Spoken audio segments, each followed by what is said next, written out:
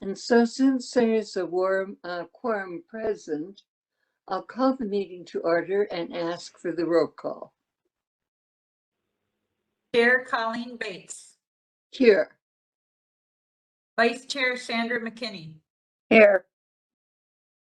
Supervisor Kimberly Cronk. Supervisor Martha Neiman. Here. Supervisor Donald Mowry. Supervisor Catherine Schneider. Here. Citizen Member Jim Catlin. Here. Citizen Member Kathleen Clark. Here. Citizen Member Lorraine Henning. Citizen Member Paul Malucci. Here. Chair Nick Smyer. Here.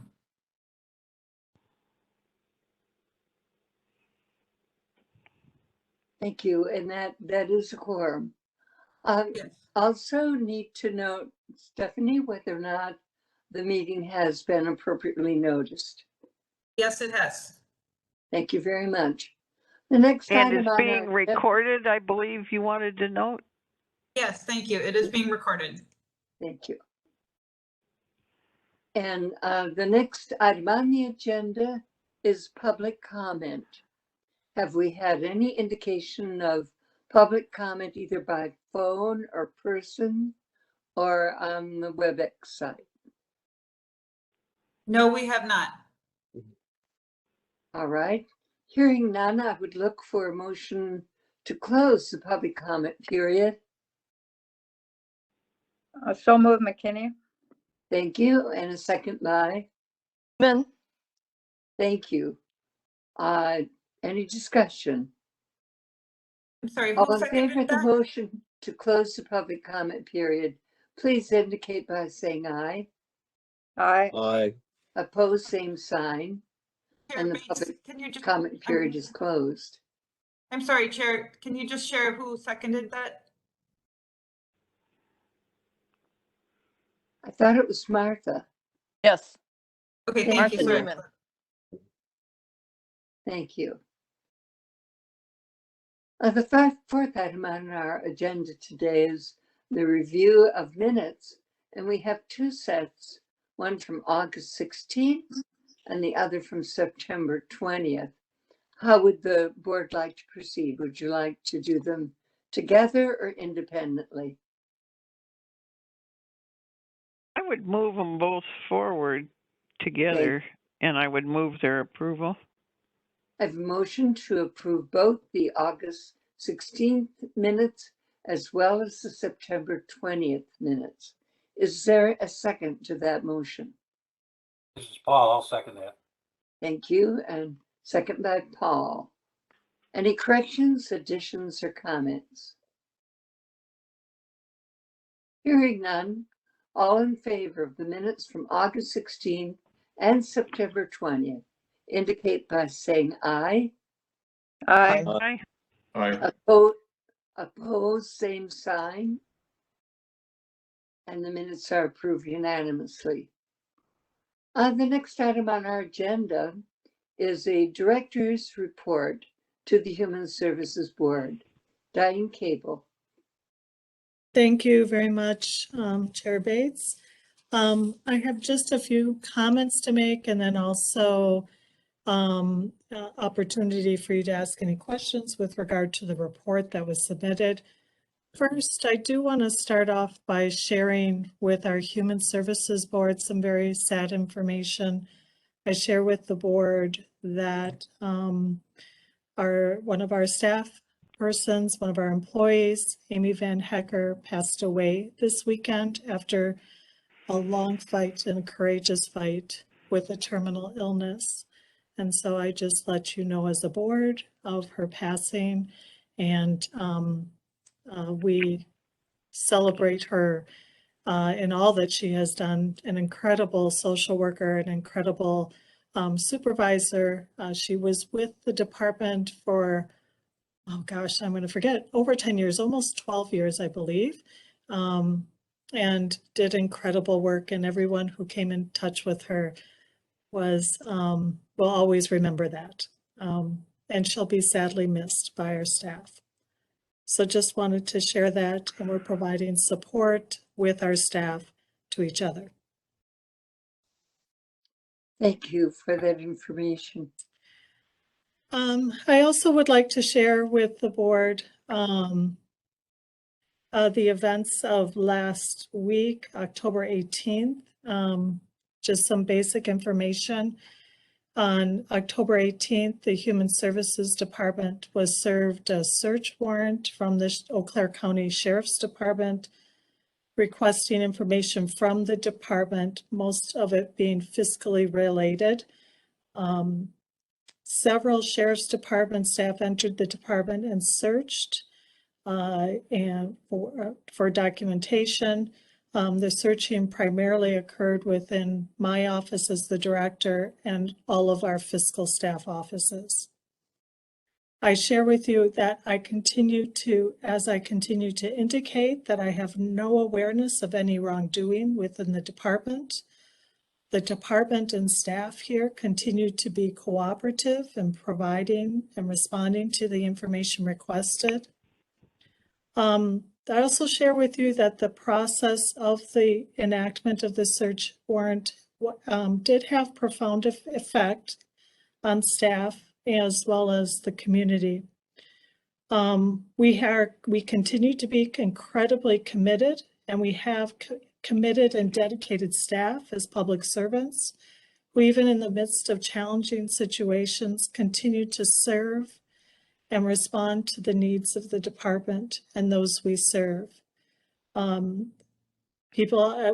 we go through stressful and difficult times, we continue to have very dedicated staff in responding. So I'm here to just make you aware of that search warrant occurred. While it was stressful, people were very cooperative in responding to the requests, and we are working to continue to move forward. Thank you. Are there any questions May I make or a comment? comments? May I make a comment, please? Who is asking? Chair Smyer. Thank you. Um, Please. I want to point out and reiterate that search, of course, but certainly this entire investigation has no connection whatsoever to the board. It was not initiated by the board, was not approved by the board. The board has had no discussion of it. This is a totally independent investigation request, and in my opinion, an improper one. So I just want to make sure that this board and the director, Diane, know that you have the support of the board in this process. And we have no indication and no reason to believe that there's anything that has gone amiss. Along with that original and improper request for investigation, there was no, and I repeat, there was no specific information about any criminal activity at all. So I just want you to know we're with you I'm with you as the board chair. The board is with you. Diane, we support you, and we'd like your staff to know we support you. Thank you. I will share that information. Thank you. Bring that into the minutes. Yes. Schneider with a comment. Please, recognizing Catherine Schneider. Heartfelt thanks to the staff and the county administrator, because I believe her office was also served at the same time. Thanks for coming to work after that disruptive way the warrants were served. And I'd like to hear from Diane about how staff morale, for lack of a better word, how are you dealing with that? Are you getting outside help, or what's being done to help the staff maintain their professional functioning, which I know they are, and also about records and sanctity of the records of people's consultations with human services? So in response to that, we are providing offering of any connection to supportive services through EAP if people choose to do that, and supporting staff if they are having questions or concerns as a administrative and leadership team. In terms of records, there were no client treatment records or client basic client records that have been released to the Sheriff's Department. The records that I'm aware of that they've taken are all fiscally related. I wish that would be put out from the housetops to the community, because I can only imagine what it would be like to be one of our customers sitting there wondering. I understand. Thank you. We will work on that. Yes. Comment, McKinney? Please, Supervisor McKinney. I'd just like to support what Chair Schneier shared. And how can this board support you, Diane, and support the employees? Thank you for that question, Supervisor McKinney. It's, I think this conversation is very incredibly helpful and supportive. We do share with the staff that this board is very supportive of the work of the department. And if I will hold that question, and if there's something more specific, I will let you know. I think being able to convey when you're asked by others in the community around if you do have any questions regarding any concerns, that you're able to speak. And if you're not able to, that you help direct those questions back to me so I can help answer any questions. Thank you. That's helpful. I have a question. Yes. I'm just wondering, is Rich White still under contract for human services? And Nick, I think you could answer that. Yes. The short answer is no. We used his services through Weld Riley in connection with they provide services related to our personnel, and that's the service that he provided. So that it is no longer the case. I don't want to say we terminated it. He's certainly there and available for the same purpose. We use Weld Riley. We have used Weld Riley for those matters in the past, and we'll continue to do that in the future. So to answer, I think what you're trying to find out is he still officially an attorney for us? And I think the answer is no, because the service is not needed at this point, and we are looking at other alternatives. Thank you. Neiman with a comment. Please, Supervisor Neiman. I just want to add my voice to what Chairman Schneier has said, and also Sandra McKinney. Thank you. Any other comments or questions? I think it is important to, not just for this board, for people in general to realize this is not a county board investigation. This came out of two private individuals acting on their own with no evidence whatsoever. We have to keep emphasizing that. I think the public perception is the county is investigating human services. No, it is not. It is not.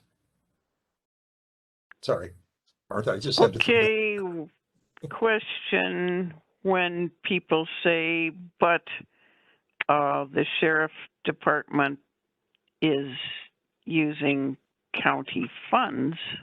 Mm-hmm. So in that sense, they are our county. In my opinion, if I may, In my opinion, the sheriff does not have jurisdiction for this investigation.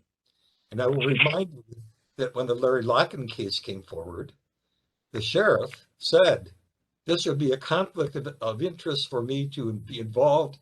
I refer it out. And I had a personal conversation with the sheriff in that regard, and I congratulated him for that decision. He did not make that decision this time. I do not know why. I believe there's a conflict of interest there. But we as a county are paying for this. Yes, that's right. It's true. And that's because the sheriff is a constitutional officer. And in case you don't know what that means, we county board cannot tell a constitutional officer what to do. That person has authority by virtue of the state constitution. Right. Any other questions or comments?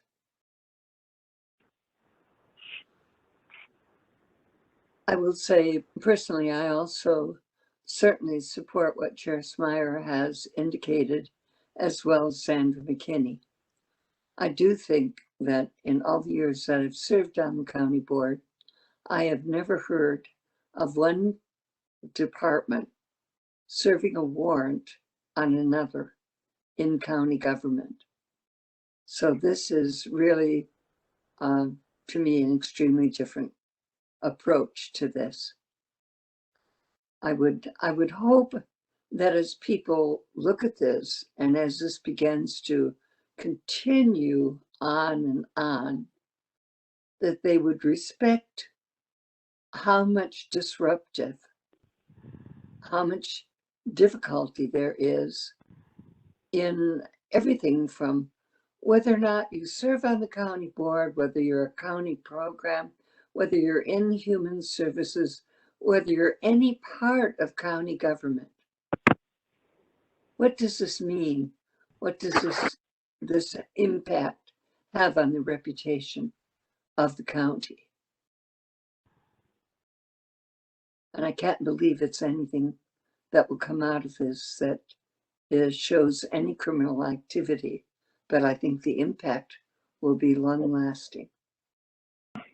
Any other comments? Sorry, the responsibility for this, the effects, the impact really go to, in my opinion, at least 3 individual supervisors. Aside from any role they have as county board supervisors, it goes to them personally because that's how it moved forward. So they brought it personally, it's on them personally.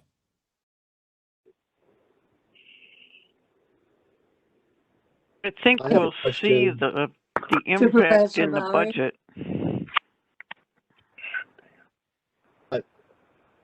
As a constitutional officer, does this person have any like deadline for, or can he keep it open forever? He can keep it open forever. My opinion is the sheriff will probably continue this as long as he can, which could be a long time, because in order to close it, there's going to have to be an admission that there's nothing there. That's my opinion. I wish it were closed tomorrow, but I think it won't be. Another comment, in speaking to some people in the community, everybody has said, well, thought it was done because we hadn't heard anything. Nothing had, come out. I'm very curious as to the timing of the warrant. Here is the answer that you will receive. And we've heard it over and over, and you will continue to hear it. I'm sorry, we can't talk about that. It's a criminal investigation. And what else to say? I think we'll see the impact on budget negotiations as we go forward, because it will be easy to think, well, there is some doubt, so therefore cut human services.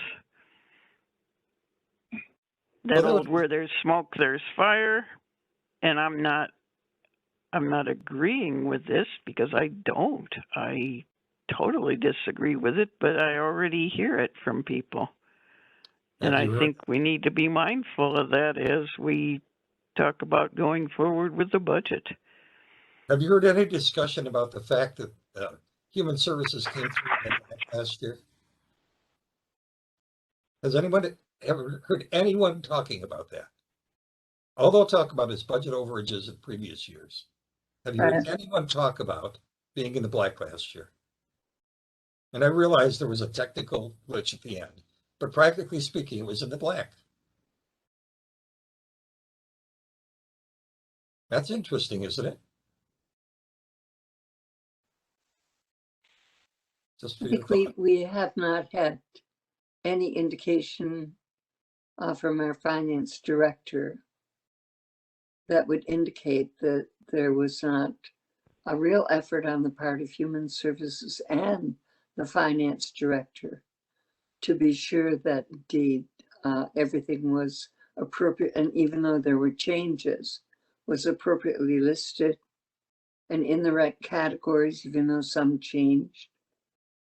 So it's unusual, I think, that if there was some kind of an issue, considering the scrutiny that our budget has had, state audit, federal audit, program audit through from the finance director working hand and glove with human services, that all of those came back clean.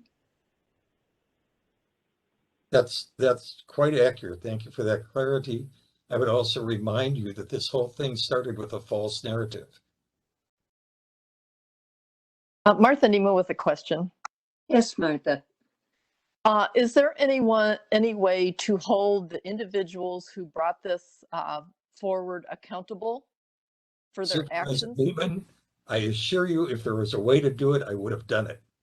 Okay. Yes. I mean, it just seems to me that. I'm sorry, I didn't mean to be snarky about that, but No. I've talked with our corp counsel. I've consulted about that. No, the answer is no. That's too bad. I think if with this amount of trouble that's been caused, I think that those people should stand up and give their reasons and speak publicly.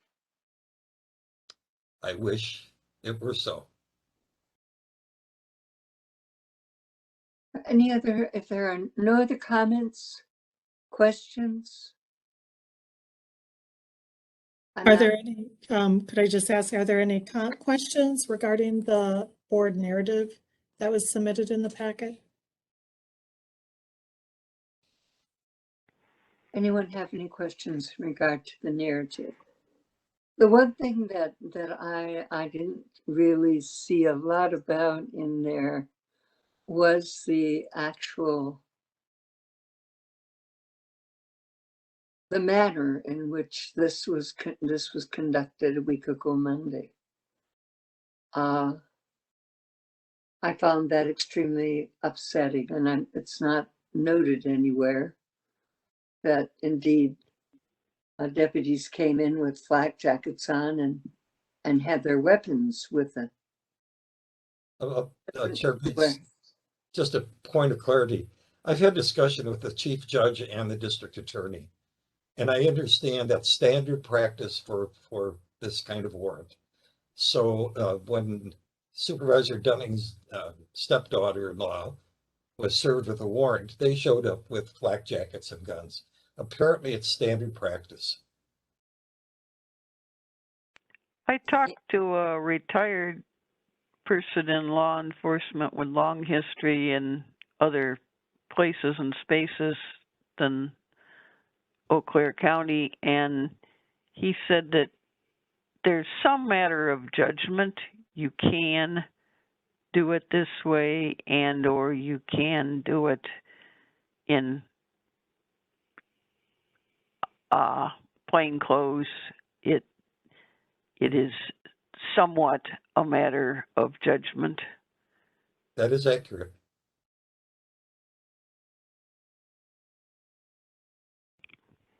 Is there anything about taking personal items? My understanding, again, from the district attorney, is that when such a warrant is served, it's served on the premises, which means anything can be seized, anything. So, again, it looks odd, but technically it's allowable. If the warrant says, depending on what the warrant says, Well, the warrant is to the premises, which means anything in the premises. That's from the so district attorney. since those of us who are supervisors are listed, if they chose to knock on our door, Technically, yes. they could ask for anything. Technically, yes. That's scary, isn't it?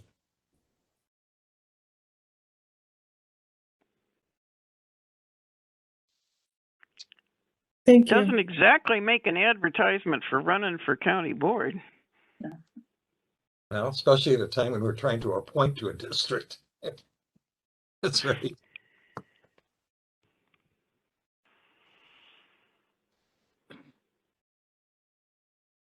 Okay. Are we ready to move on? And I've lost my agenda. Yes. Do you want to go back to the agenda, Stephanie? Please. Does anybody know an exorcist? Well, Dr. Schneider, I'll have you know, I may be the only ordained exorcist on this board. I am. I'm an There you ordained. go. So Colleen, we believe we're at number 6 then. Thank you. A review of the July and August financials for 2021. Hello, everyone. This is Vicki. Hi, Vicki. We're going to try to go through the next 2 months, or the months of July and August financials. The first thing I wanted to talk about was the front page for July. When we originally did our financials, we had a $55,000 deficit. However, if you remember at the beginning of the year, there was a wage increase that was given. And at the time, finance had indicated that the budget that went with that was in the budget. It just needs to be transferred to DHS. So we are working with them on that process. We did not have time to get all of that information in, but what we did want to do is just show an estimate of what that budget impact would be. And if we actually had the budget for that wage increase that we received in March, our actual deficit would be around $27,095, somewhere in there. Does that make sense to everyone? Mm-hmm. Does anyone have any questions on that? Any questions? There isn't anything additional to add down below. It's kind of the same things that we've been talking about from month to month. It's, our favorable and unfavorable is our staff vacancies. We do have some savings. However, at the same time, we are not able to collect the revenue for those positions either. In the operations, we've had an increase in adult placements as well as a few high cost placements. And then again, that annual replacement of IT equipment allocation is continuing to kind of linger along, and it will through the end of the year. Any questions on the cover page? Okay, Stephanie, do you want to move on to the non-CCS financials?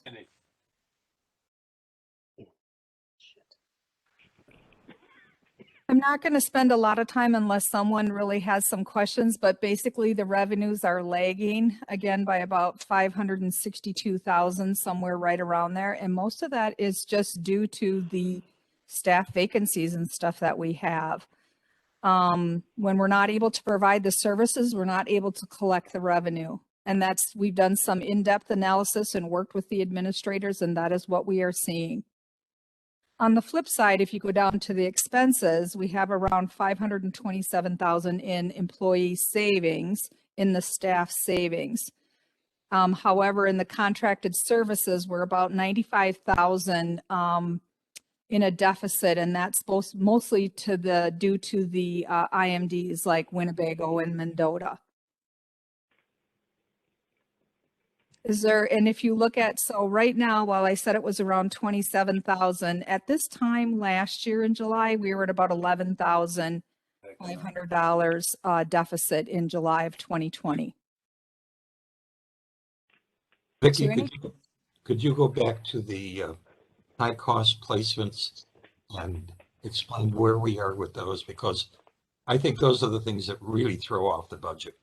Yep, we'll go through that on the detailed page. Nope, that's okay, Nick. There'll be a detailed page and we can look at it a little closer. It kind of breaks them apart. Okay. So we can look at those in just a moment. Then we have the CCS. Kind of a general question, Vicki. Yeah, please. So a person who we hire a person, they perform services, they charge for the services that they can charge for, and does the average employee who's able to charge, do they earn back their salary? Not that they're paid that way based on what they charge, but and the reason I'm asking is because later on we'll talk about budget amendments and all, and I'm wondering if we cut a person and we say, okay, we're cutting the revenue as well as the cost of the person, does that save us any money to have less people? It depends on the position, Catherine. Okay. It depends, like if, for example, we're looking at CCS, for CCS, it's 100% reimbursable. So it covers their salary and it covers any of our providers that provide services to our clients as well. So we're able to capture all of it. All of the different program areas are a little bit different. And I do know that when we look at the budget, I think we had it broke out by whether it was fully covered or it was not, or whether there was tax levy, or if it was covered by other things as well, and it's fully funded. So we have quite a few that are fully funded as well. Does that answer your question in general? Without digging down into the, this position and that position, but so it's a combination we have of those. I think there's additional information, and Ron may want to jump in just a little bit, just to understand that the services still need to be provided. Whether the position's filled or not, there's a responsibility to respond to the needs. Several programs allow for how we respond, and we're able to capture revenue to help offset those costs. Ron, did you have something else to share? I'm writing that down because I know it's going to come up on the floor, and I want to be able to make that point as succinctly as you just made it. So thank you. I would add to, good evening, everyone. Ron Schmidt, your Deputy Director. I would add to that when people view positions not filled as a savings, that's really only the half truth, because it depends on the position, as Vicki said. So in the case of CCS, we budget those 100% the same on the revenue and on the expense side. You accomplish no budgetary objective of savings or not savings by withholding those positions. If the persons were employed, the productivity matters, but if they are lower productive because they're newer staff, we get more money at that reconciliation time. And in this case now, they're paying us in the same year. So this is really, it's just not true that amount of savings because of holding positions is a true 100% savings that could be grown throughout this budget by keeping positions vacant. In fact, it's just going to highlight the service weights and service needs that people have, and we're not taking action to resolve those because we do not have the kind of staff like at a gas station where if you need someone to stock shelves, guess what? Get out from behind the cashier desk and go stock shelves. You can't do that in human services. We have people to prescribed funding sources for prescribed activities that are required, and it's not interchangeable as you might think in a traditional business sense. So I was understanding this idea of vacancies in our department, but to be honest, almost every position aside from bridge positions was under some phase of recruitment, and we desperately need those staff to carry out our mission. If the board wishes to have some of its hopes and aspirations of reaching community need as a primary goal. So my main point is it's not a dollar for dollar savings just because it's in that budget. There's a practical application. In fact, all we've done is intensify where there might be other discrepancies in the budget when we eliminate positions like CCS from being filled. It does nothing budgetarily. Thank you for that explanation. Where are you Other going to be questions? next Tuesday evening? Excuse me, would you say that again, please? Ron, where are you going to be next Tuesday evening? Next Tuesday evening, at a That's board meeting, I suppose. Yes. I hope so. We're going to talk about the budget amendments, aren't we, Chair Bates? Yep. Yes. Okay. I'll hold. Okay, so moving on to CCS for July. Could you actually go back a little bit, Stephanie? I do want to just point out one small change. If you could go up just a little bit. Again, the numbers, nope, sorry, the other way. Keep going. Okay. So it's the CCS is kind of in the same boat as the non-CCS. Again, a lot of this reflects the lack of staff in some of these areas. However, one of the adjustments that we made starting in July was, I think we told you guys back in March that we received the 1.7 million for that advance payment. And initially when we got it, we put the entire amount in there. However, what we do with all of our revenues is they're actually slotted so that we do 1/12 every month. So we did make that adjustment starting in July. And if you look at the first, it says revenue adjustments included down below here. It's like the third line. It says advance payment adjustment of $737,500. What we did is we actually subtracted that out because through July, we actually only really earned about $1 million of it. So that really changed the bottom line for CCS. It really has no effect on anything. It's just making our reporting much more accurate. So are there any questions on CCS? I think that particular area might be a little harder for board members to understand, county board members. Yep, I would agree. Okay, Stephanie, do you want to go on to the alternate care and adult institutions? So again, I'm just going to concentrate on the numbers in the right-hand column, but year to date, we're about 163,000 in a deficit. We're seeing a small deficit in the treatment, foster care, as well as the RCCs are the two areas that we're seeing. When we compare it to last year where we were, we're at about 73,500.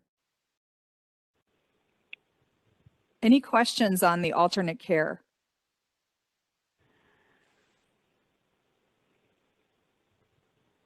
This is the, oops, sorry, nope, sorry, Stephanie, go back a little bit to the IMDs, up a little bit more. Right here's the Institute for Mental Diseases. This is where Nick was asking. If you guys take a look at this, Winnebago is 59,000 just for the month over budget. For July total, we're about 44,000, but year to date, we're at about 319,000 over budget. However, when you compare that to last year at the same time, we were at about 717,000. So there's definitely a little bit of improvement there, but it's still, we've just seen some pretty high bills the past month or two.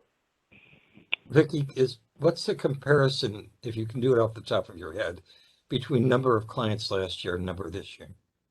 So if you look at it, there were 40 at the same time this year, and last year there were 44. So there's only like Oh, four I'm sorry, I missed clients that line. difference. Yep. Sorry. Nope, that's okay. Okay. Yep. So This we have is, less clients, but they could be shorter stays potentially. okay.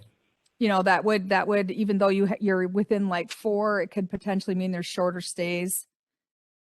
And Well, without really digging into it, that would just be my assumption.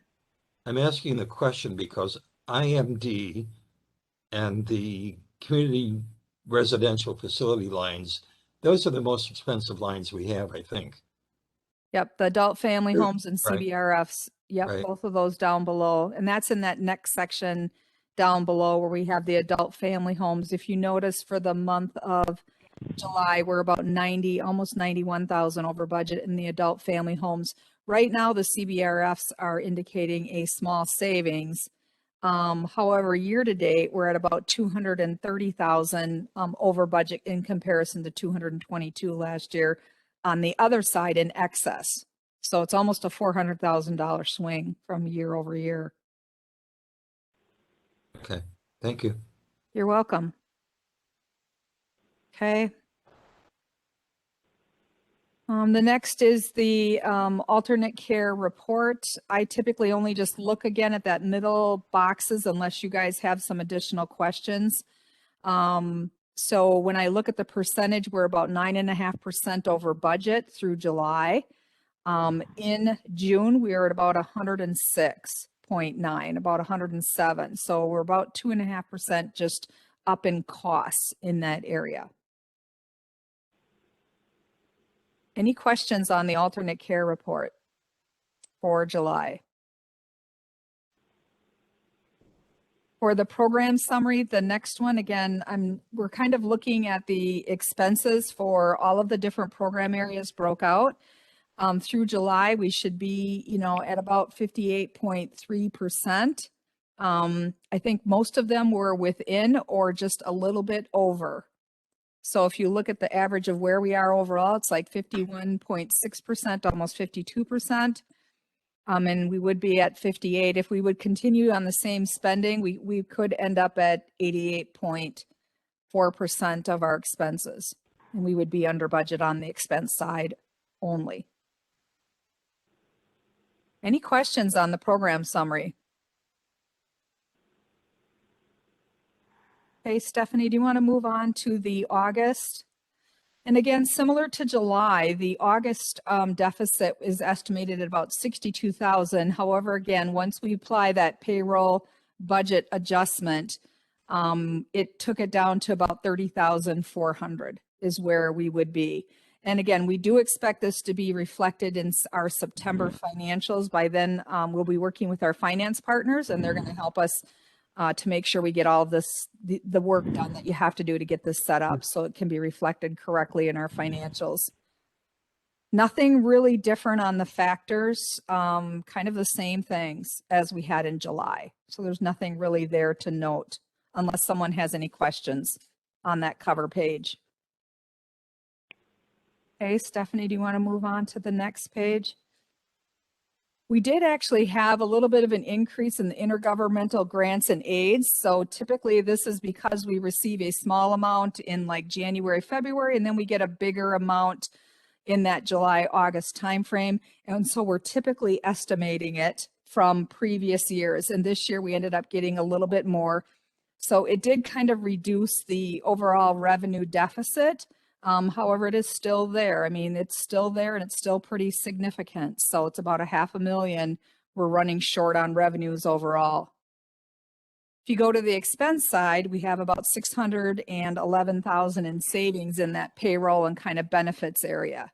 But again, the two go together. There isn't, by getting rid of this, you're also losing out on all those revenues. So that we could capture. And if you also notice this month, the contracted services line, the 04 line, is at about 204,000 over budget. And again, when we looked into that, that's mostly our CBRFs and our IMDs, which is like your Winnebago and Mendota costs, really went up in the month of August.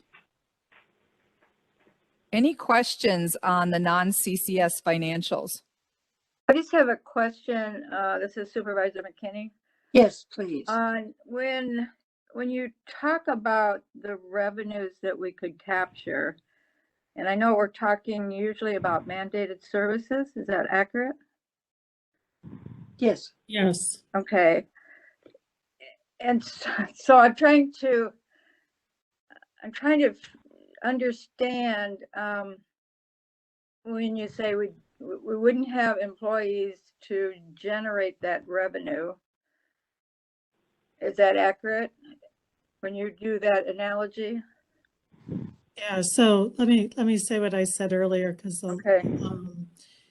That the needs and responses that come to us, the needs that come to us, we have to respond to.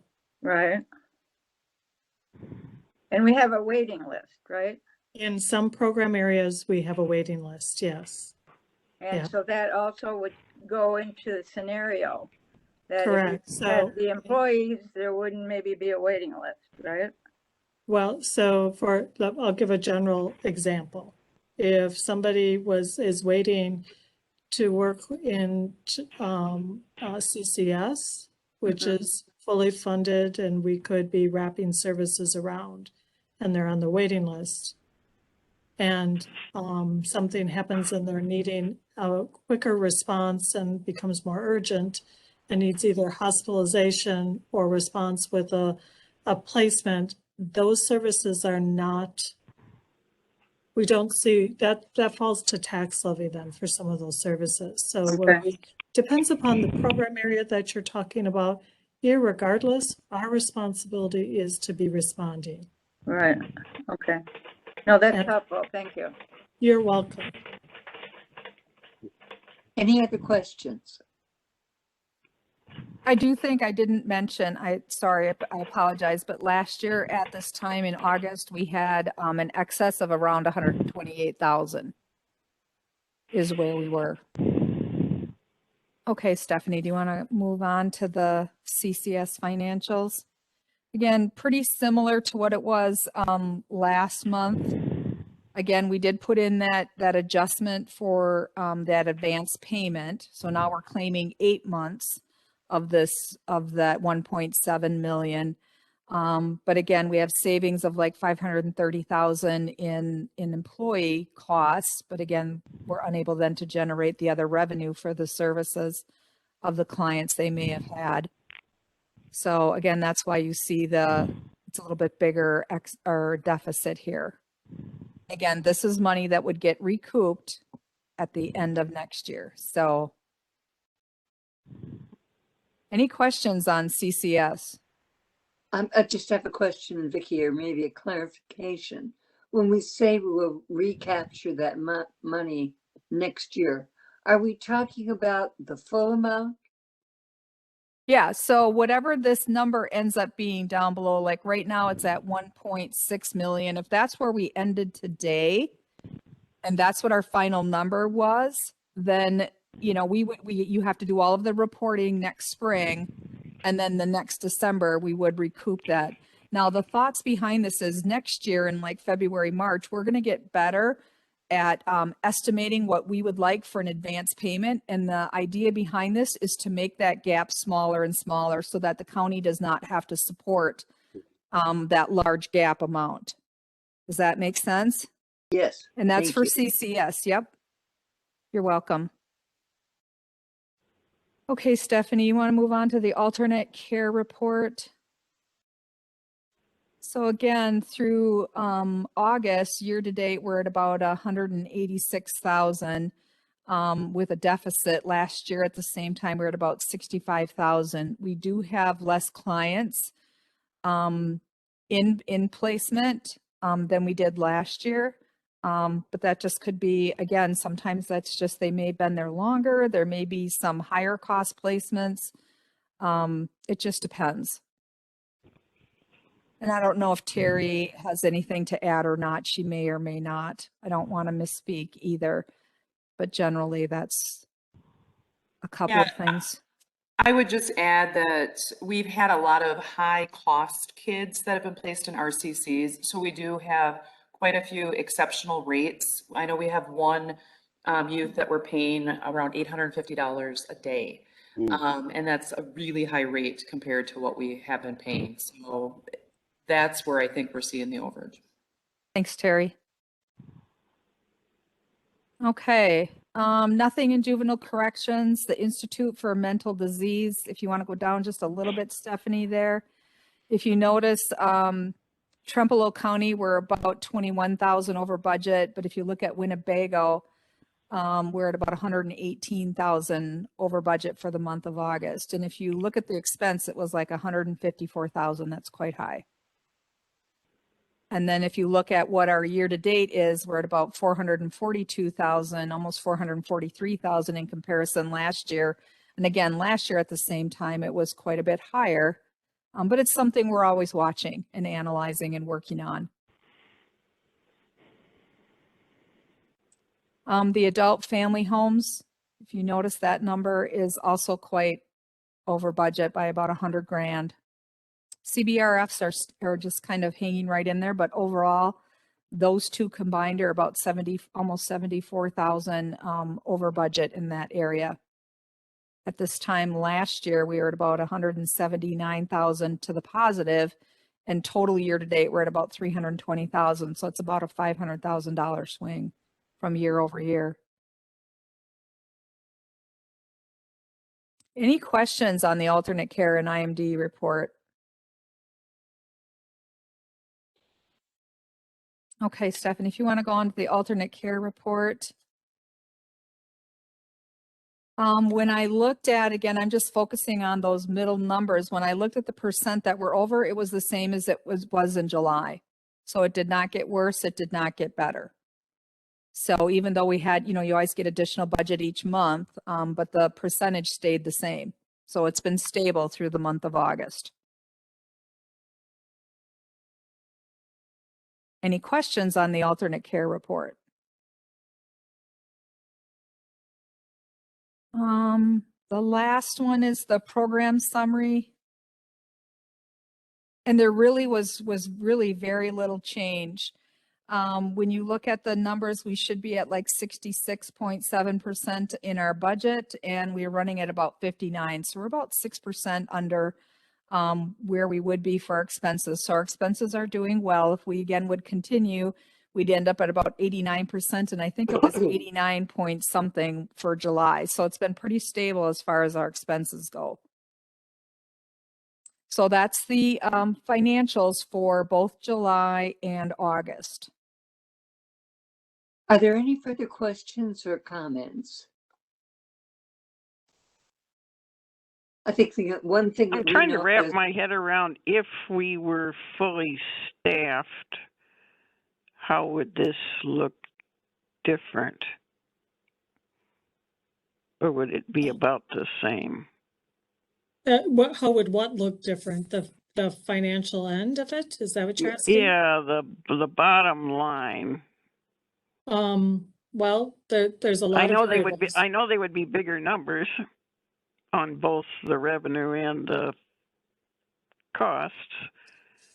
So one of the ways to think about this, we have a number of kids on the CLTS waitlist, and a number of those kids are kids who may be in a placement, and some of the CLTS costs can help offset then those placement costs. So it provides revenue, it provides services, and then revenue to help offset costs that we're currently incurring. That's one way. Is that true throughout? Like if you took all of the positions and filled them all and let them get on the ground and get ready to be charging and all that good stuff, well, would we be ahead or behind? Well, I can't answer that question, except to say that right now, what I know is we are not fully serving individuals. We have children waiting in CCS, and some of those program areas could be able to help with serving children and families to be able to return to their communities or to their families, and or help cover costs to be able to serve that in terms of their current placement. So that would bring that would be helpful from a helpful to kids and families, and helpful from a fiscal perspective. I think not only, just a comment, not only does a waiting list create issues as far as not serving, but also during that period of time that the individual is waiting for services, they may actually have more issues and escalation of their particular problems. So I think that's a factor as well, not counting the fact that we're at risk when we don't serve and we have waiting lists. We're at risk for the state taking away funding. And I would just like to comment, Supervisor McKinney, that sometimes we have such a myopic worldview. Do we ever think about what is the cost, big picture of families who aren't getting the help they need, and we then support in costs if they're incarcerated later in life? Yeah.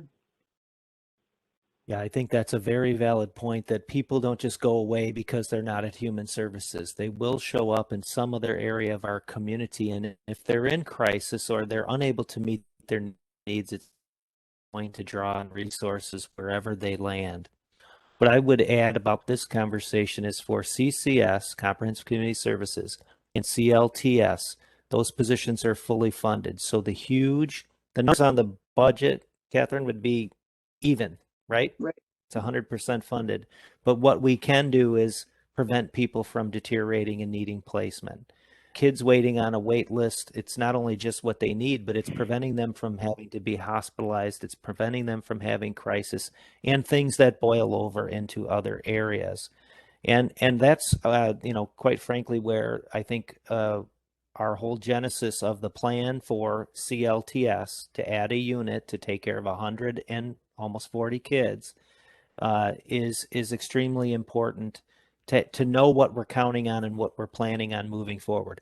We know we cannot serve those children without the staff we requested. And so it's just a fact. We have no cushion to be able to take on those additional cases. And that's why we asked for it.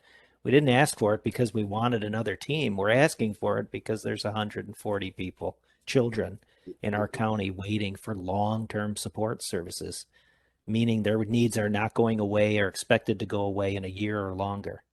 So it's pretty basic on those positions. And so for the CCS and CLTS, I think there's a very strong argument that while the budget numbers would zero out because it's fully funded, we would realize benefits by preventing placements, preventing hospitalization, preventing emergency detention. Those types of things is where it would affect us elsewhere in our budget, but it could affect the entire county and community. Ron, is that why, or are those two programs the ones for which the state mandates no waiting list? That's correct. That's another very important factor, I think. Yes, absolutely. And I will say, unfortunately, we are county 72 out of 72. We have the largest wait list. We make up more than a third of all children waiting in the state. So it's not a proud moment.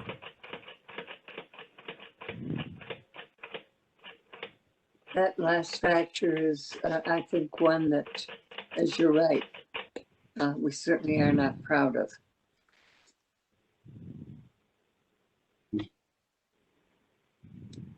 Any other questions on this report?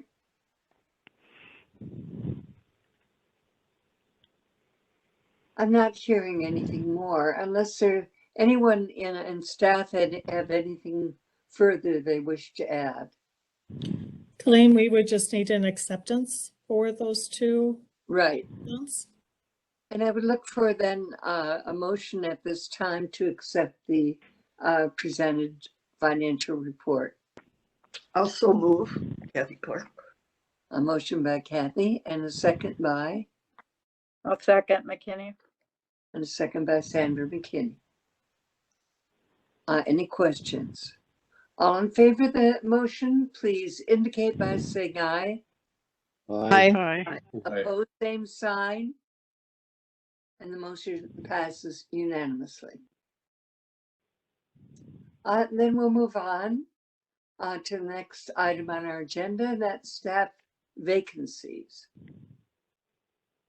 Okay, so we wanted to give you just an update. This is, you have asked each month about how many people are on vacancies, where we are at. So we're providing you that update on our vacancies. Significant number we are recruiting for. We broke this out by program areas, and to be able to show how many are in the midst of various stages of recruiting, from the advertising area to interviewing and that whole process to the onboarding process. We did not include on here the bridge positions because that confuses the matter, I think, in terms of being vacant, actively vacant. So we've separated those out and have just noted the current active vacant positions. Are there any questions? Diane, how many people are still on the bridge plan? There's 11.5 FTEs on the bridge plan. And our budget for 2022 takes care of all of those FTEs, either by funding the position or reallocating it to a different position. And how long have they been on the bridge plan? Since the last budget? Since they were put on. Since when did we do this? In the spring of 2020? Was that May? Yeah, spring of 2020. At the last budget. Yeah. Do you have any questions with regard to this recruitment status of our current vacant positions?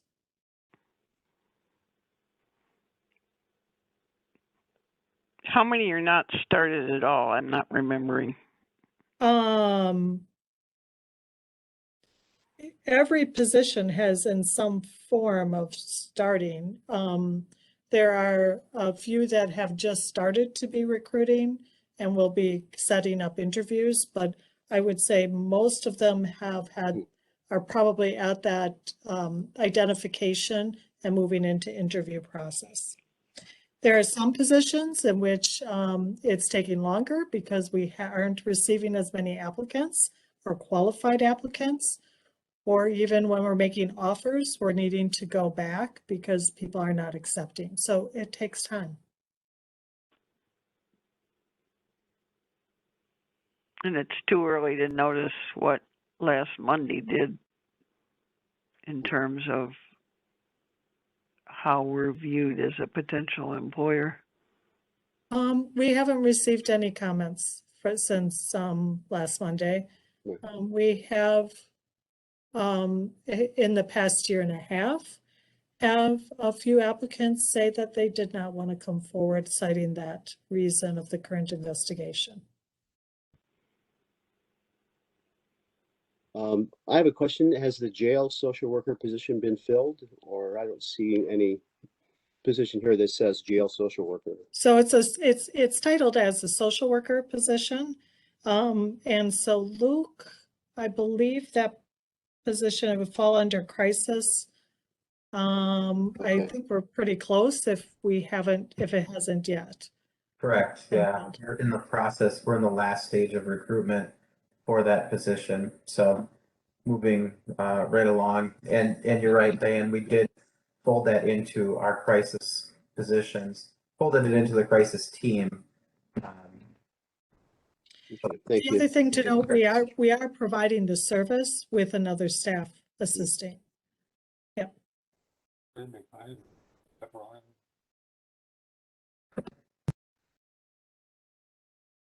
I didn't hear that question. I'm sorry.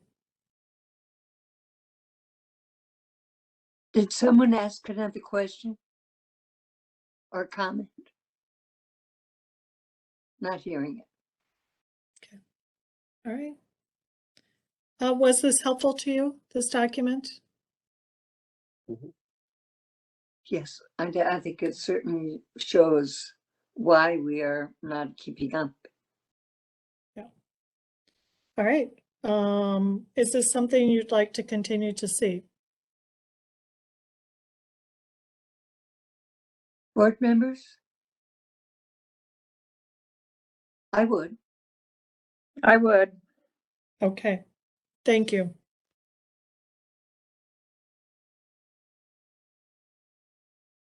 Well, if there are no other questions, is there any action needed on this, Diane? No, there is none. It was really for discussion and only Thank you. action was listed if needed. All right. Then the next thing on our agenda is the budget for 2022 updates. Okay. So we wanted to bring forward, since our last meeting, we did attend and do presentations to both the budget, the joint meeting with Budget and Finance and the Committee on HR. And we also were asked to come and provided comment as they, both Finance and Budget and the Committee on HR looked at their positions. At each of those committees, they did propose a resolution or amendment to the budget that does affect human services. So we shared that with you to make you aware of that, and also wanted to answer any questions that you might have, and I wanted to provide to you what the impact would be to moving forward with this resolution. I'm wondering, Stephanie, could you bring up the other document also? I'm trying to share it. It's my computer's not responding. Okay. I would keep Okay. going. It'll work eventually. Okay. All right. Very good.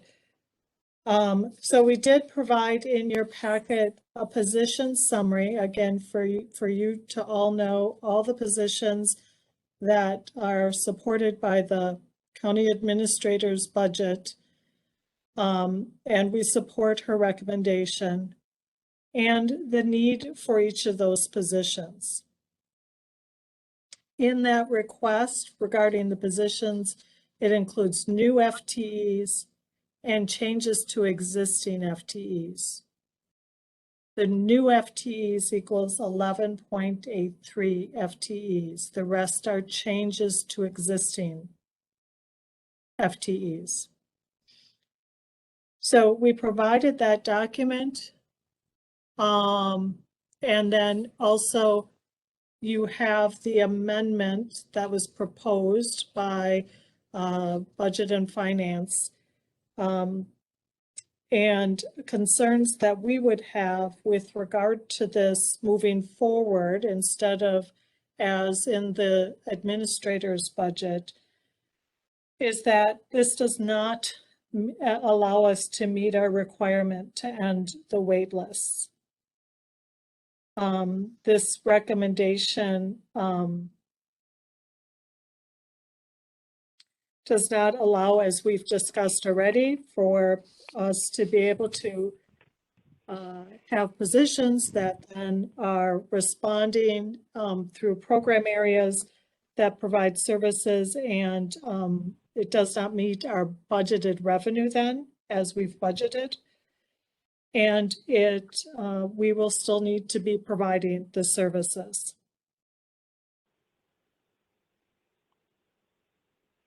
So I'm wondering if there are any questions. Oh, go ahead.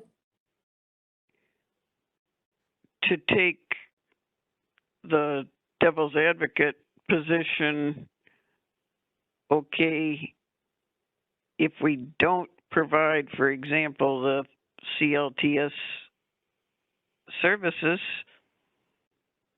then no cost, right? No, we're still providing other the than human services. cost. No, that's not true. But We're still having to there's provide service. if they're still on the waiting list, they ain't ours, right? No. We are still providing services. So children, those services may be in other areas, such as in child welfare or in behavioral health areas in which we are, or crisis areas where we are still providing services. That could be, some of those services could be offset or provided in another way through the Children's Long-Term Support Waiver. I think there needs to be some way to parse out how many of them are already our customers in one place or another. Because saying, ooh, bad things are going to happen and they're going to become our customers and they're going to become our customers for hospitalization and other expensive things, that's one thing. But to say, hey, they're already our customers, so we are already serving them, we're just not getting paid for it, is a different thing. Do we know?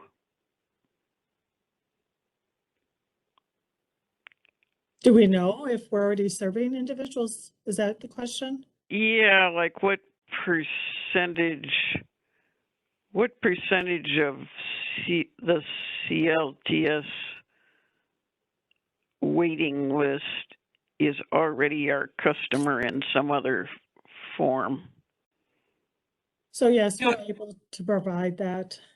And we could certainly look at that and see how many on the waiting list are being served in other areas. But the other issue I would point out is kids that are on the list get a referral.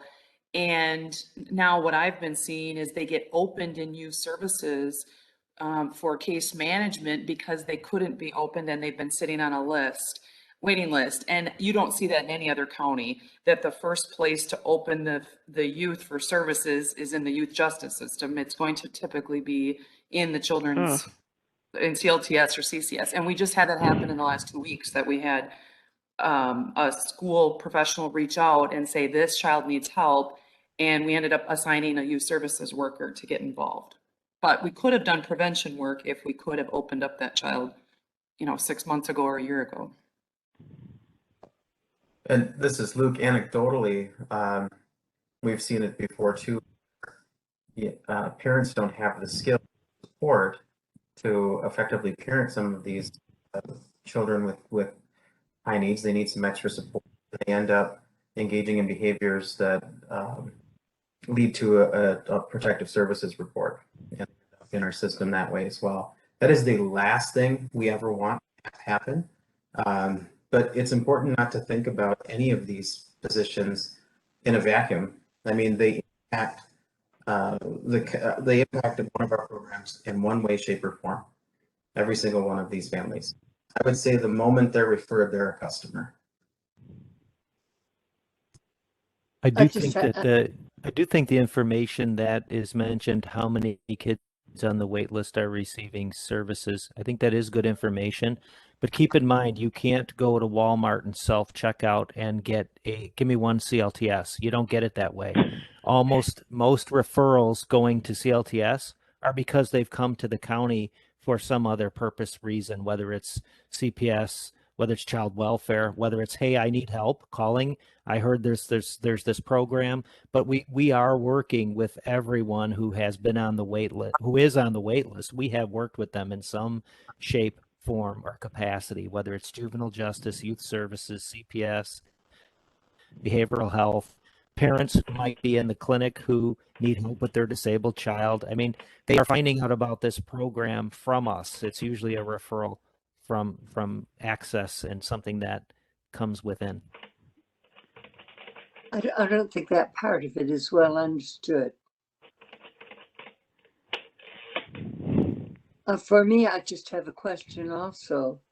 As rather than have these children when they first come in into the most appropriate setting for their need, what brought them to us, and actually we're pushing them into almost what I would call fragmented care from one particular type of service to another. And in that process, are we overloading caseworkers as well? Yeah, so we've given that kind of update before in terms of how we're responding and those caseloads. So managers and supervisors, they do a really good job of helping to assess, does this family, what can we do? So as Terry indicated, this family, we needed to figure out what we can do and found a way to be able to provide some response while they waited on the children's long-term support wait list. So I right now we have, or there is this amendment or resolution that's being suggested as a proposal for only moving forward with some of the positions and placing on hold the rest of the positions, having the department to come back to committees for request as vacancies are made. We've given you what our vacancy list is on how that is moving forward. We've provided to you all the positions we're requesting and our need for those positions. And I'm indicating to you, and hopefully you're hearing from others on this meeting, that it would not be wise or helpful to be responding as this resolution is suggesting. It is not allowing us as a department to be responsible in responding to the needs of the community. May I make a few remarks? Please go ahead. From my perspective, my chair's seat, I'm looking at, I haven't actually seen the amendment. I've heard discussion. This thing we have in front of us is not the amendment. It does cover it, but it's not the amendment. This is going to be an extremely complicated thing to present. And the fact is that there are those who would seek to punish human services for perceived mismanagement in the past in regard to personnel.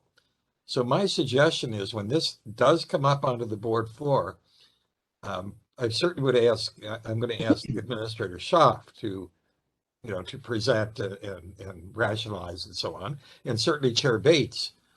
But I would hope that Ron and Diane, you're ready to present the case also. This is extremely difficult for people to wrap their heads around. We have members of the board who are what I will call what Ron has called the computerized checkout at Walmart. That is the orientation of some. And they are, I will call, stereotypical businessmen, cash in and cash out, relatively simple budget structures. So the board as a body is going to have a hard time managing this unless we are extremely clear. So I'm urging you to be prepared to be extremely clear in your justification of the budget request. And I think if you are, you will have enough allies on the board to defeat the amendment. It's going to be tough. Of all the amendments, by the way, so far are coming from Budget and Finance in regard to human services. That's it so far. And this is the most troublesome of all of them. There are one or two others that are going to be a little bit complex, but nothing that compares with this. This is the big one. So 5 positions, if for example, I called on you, Ron, to summarize what you're not getting with that amendment. You're not getting 5 positions, and what kind of positions are they? I feel comfortable telling you to advocate strongly for the full CLTS team. Right there in the amendment, it has 3 social workers, and we asked for a supervisor and 5 social workers. And so that to me is one that is fully funded and directly in touch with the wait list of So kids 2 with disabilities waiting. social workers plus 1 super from CLTS. That makes 3. What are the other 2 that The other that are makes nixed? absolutely no sense to hold on is our birth to 3 changes that we had, because it's a matter of bringing it in from a more expensive contract. It simply is more cost effective to bring it in and have a staff than it is to continue paying the contracted costs. So that's a 1 person Correct. social worker? Yes, I believe that is a social worker experience level. I think it would be 1 helpful for social board worker, members. 1, 2, 3. I think it would be helpful for board members to ask for clarification on the board from staff for some of these positions. I look at this as really the positions that they're okaying are really the positions that they put on the wait list last year and have been there all of this period of time.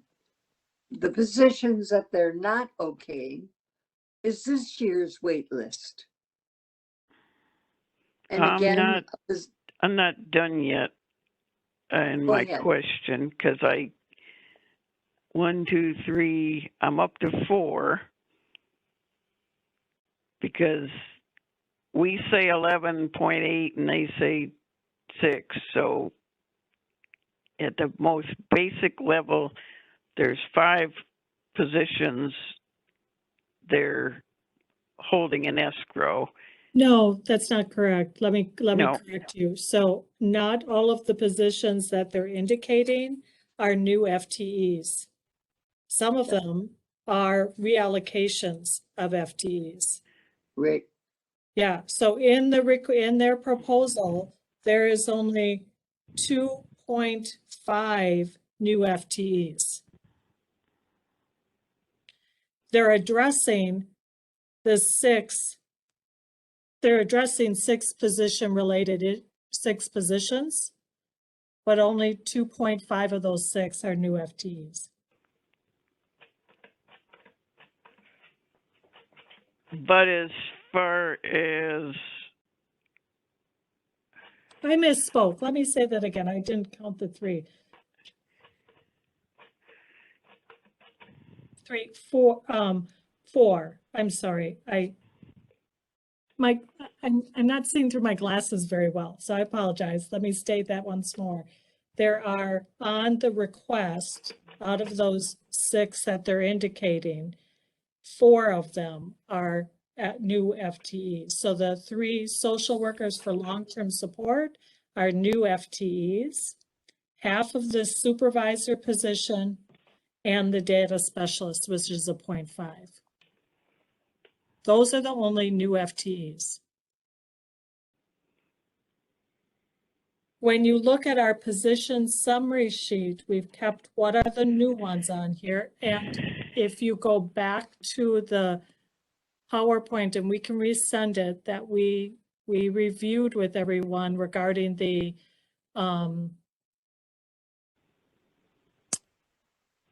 new positions in each unit, that may be helpful to be able to see what the current unit looks like today and how it will change in the future based upon what's needed. And we can I don't think that. new versus old is a helpful thing on the board floor. I think a helpful thing would be to know if you pass the amendment, you will not have 3 social workers in LTS. You will not have this, this, and this.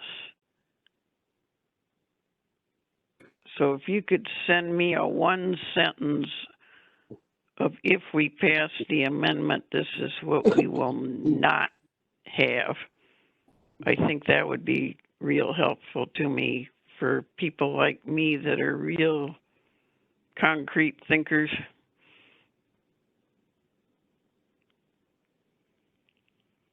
Okay. Because it's a big night, there's lots going on. We're only one ring in the circus, and people's attention spans are short. May I make a And comment? yeah, the fine points are great, but if it all boils down to a picture in their mind of, okay, there is not going to be 3 social workers and you still got a waiting list in that area, I think that might compute. Nick, did you want to add something? Yeah, this is the ringmaster speaking now, because I expected to have a big kerfluffle around this amendment.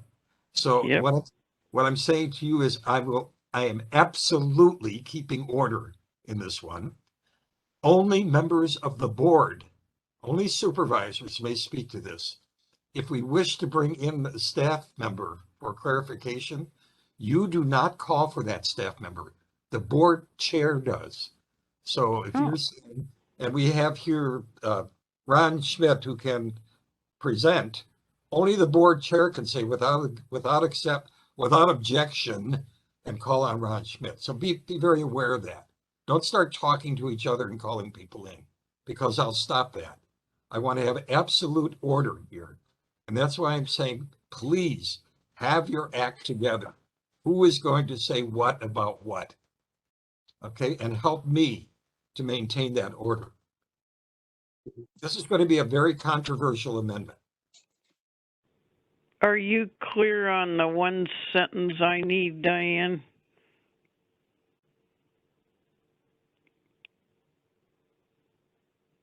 Sorry, I couldn't hit my mute fast enough. Yes, you're asking if we pass the amendment, this is what we will not have. And what I'll tell you is we will work on trying to give you a very succinct response to that.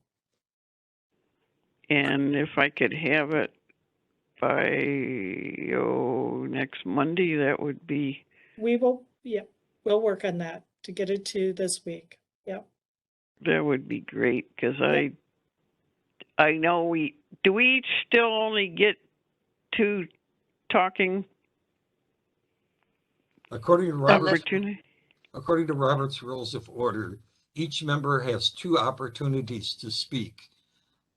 When the person has finished the second time and wishes to speak a third time, the chair will check to make sure everyone else who wishes to speak has had the opportunity to speak. And then without objection, that person may do a third time. I'm going to be very strict about that. Otherwise, we have people just babbling on and thinking they can talk forever. We're not going to have that. I'm very worried about this, folks. Yeah, the other thing I would think would be useful is that if you'll notice on this chart, it gives you the percentage of tax levy that is necessary to fill these positions. And by and far, either they are fully funded or really and truly they are mostly money coming from elsewhere that would equate to 70 to 90% of the funding coming from out of county. I think that's another factor that has to be considered. I agree. Are you claiming that point as one of your two? I would like to, we're absolutely foolish if we don't take advantage of filling positions that are fully funded. And when it comes to those that are 22% funded, or even for that matter, 42% funded, when you have a 44-person waiting list, you still have better than 50% of that position in a very needed area funded from elsewhere. Why would we not take advantage of that? That will be a very important point, because I think that persons who are presenting the amendment are viewing positions as deficit makers. Mhm. If we hire all these people, we're going to increase our deficit. And that's where Ron's comment comes in, and yours, Colleen, and so on. I'm just asking that it be well organized. Supervisor Neiman with a question. Please go right ahead, Martha. What is the answer to a concern that might be raised about, well, if we have all these vacant positions already, why do we need to add more? So again, in response to that, and Ron talked a little bit about this before, depending upon where you need that position, you can't just shift people to new areas because we're recruiting for that specific position. The other piece that I would say is that when we proposed these new FTEs, it was in taking in consideration and assessing that all of our positions were filled. I think that's an important point, because it seems like the rationale behind this is, well, we already have vacancies. We should be able to do without, because they're similar to what you're asking for new positions, which doesn't make any sense to me at all. Right. Well, it does make sense from a manufacturing plant kind of a viewpoint. There is a bit of room too, in that the bridge plan positions that are out there were purposely left vacant. Of course they are vacant. We are not allowed to fill them. So that is a number that is also factored into the vacancy list, which just simply is not accurate to say. I think the number I heard was 30, 31, something like that. We went through all of those with you. They are in various stages, from offer to recruitment to reference check. These things, we have a normal churn in our department that we will be continuously replacing positions. We will never have a zero turnover in a year. I mean, we just won't. We're too big of an organization. Yeah. But that bridge plan focus of having to hold those positions out from last year left several big goose eggs on position slots in the department that they're still zeros. We don't have authority to do anything with them. We're planning for that. We're planning to fill them. So of course it looks like there's vacancies that could be moved elsewhere, but the plans take in mind all of the administrative rules and regulations with the programs that those positions are designed for, and careful consideration by this administration and program managers for we need to serve the people to the standards that Medicaid or statute requires. Just a reminder to you, this amendment, actually, in my opinion, is a combination of a budget measure and a management measure. I agree. Yeah, that's from my perspective as chair and Robert's rules and so on. I think at this point that's problematic. My question is, in the rest of our budget, do we tell the directors of other departments how to implement the budget? Or do we simply say, what do you need? Here's the budget for it. And now you exercise your management discretion. The amendment looks like it's taking away management discretion. And part of the explanation certainly indicated that as well, as far as what they've released in regard to their amendment. I'm just trying to go by the book. And this is a little bit troubling for me, because I look at that and think that's really management's decision to hold positions and that sort of thing. We don't put that into the budget, I don't think. I don't remember ever doing that. And I don't mean just human services, I mean in general. Yeah. We don't tell the highway commissioner, well, now here's the money, but you can't spend this until May. We don't do that. We approve it with the understanding that the manager will make a discretionary decision. So I'm going to think about this a bit more when this comes up. Mhm. But that's basically a problem with it. I have a comment. Please, Kathy, go ahead. I think one of the really important items to bring up is Ron's comment on the waiting lists. I mean, it is demoralizing to think that out of 72 counties, we have a third of the people on a waiting list. I mean, that's got to wake somebody up and try to do something. I mean, there are consequences for having people on waiting lists, and something needs to be changed in order for that to those to be lessened, or the state will step in, and like they did in Milwaukee that time, the state came in and took over human services. managed this department. Yeah. Well, in addition to Diane's magic sentence she's going to get me, I would like to claim that point about the CLTS and that we're the bottom and we have a third of the waiting list for this state. I would ask that I could make that point because I understand it. Yep. So I want to grab points that I am solid on because I don't do that kind of fighting well. I'm a newcomer to this whole deal. So I don't think that we should think about, and I'm sure you didn't mean we're going to fight on the board floor, although we may be fighting. All I'm suggesting is that the response be well organized and forceful rather than random. well, and I have to figure out how to do that as chair because I can't prearrange who's going to speak when. No. I have to do it on the basis of request. So please help me to help you in regard to response for this amendment. it feels like a fight, and maybe there's a better word for it. No, fight's okay. And you're right. That there's going to be a fight or a struggle, or and it could be intense. I hope I'm not over dramatizing, but I think this is going to be a very controversial amendment.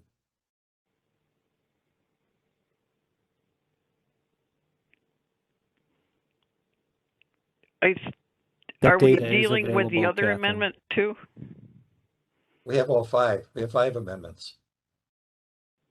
Oh, I don't think I was aware of. I'm aware of the 100,000 one about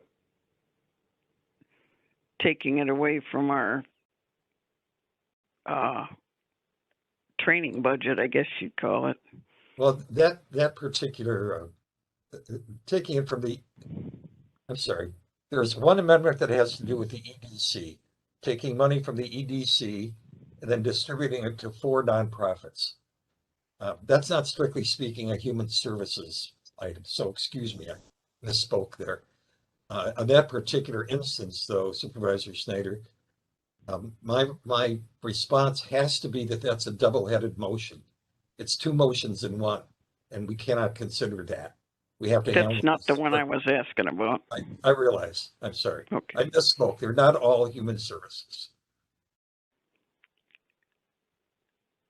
So one, there are 4 human services. We've been talking about one. Another one is you shouldn't have spent $100K on Aaliyah resolution, however that's stated. What are the other 2? Go ahead. The Aaliyah one is problematic also because that's a contracted service we approve money for contracts. We don't approve money for specific contracts at the budget level. That's a management decision. So the resolution was to reduce the tax levy to the department by, I don't remember the exact amount, but it was over 100,000. And it was equated to an estimate of what that we've spent with the provider. That's just a sneaky way of doing the same thing. Yes, so it's a reduction to the department. It's not connected. I don't believe the resolution is indicating reducing with the provider. It's not able to do that. And so it's just reducing the tax levy to the department. However, What are the other two? sorry, I don't know of any others. He said there were 5. There are 5 amendments which are supposed to have been submitted before the budget meeting. We haven't seen any of them. They haven't been sent through yet. The deadline was yesterday, I think. Or what is today? Tuesday? What is today? 25th. It is 25th. The deadline was Friday, I think. We haven't seen any of them.